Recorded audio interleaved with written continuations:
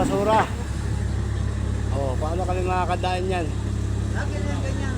Oh, at paano yan, Ret?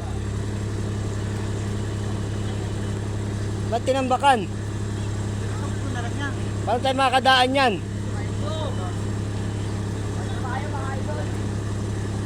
Oh, ito ang dadaanan namin ng Kubuta. Tinambakan po ng basura.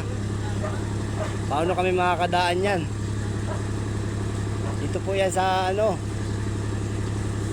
sa may switch ng Kalamba. Kaya dapat yan binantayan ng ano, security. Oh, abala po yung ginawa sa amin na yan, oh. Ang dami, isang truck atang basura to tinambak dito. Dito po yan sa mga kabahayan siguro dito. Servisyo yung ginawa sa amin.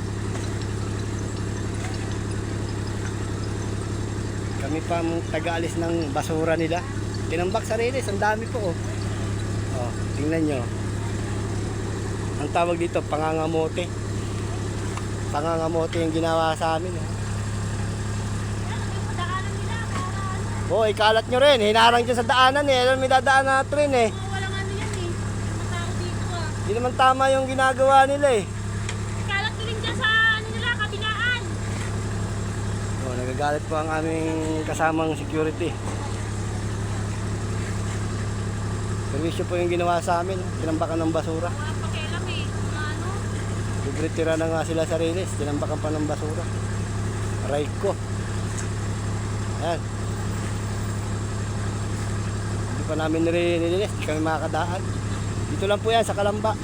Yun lang po. Salamat.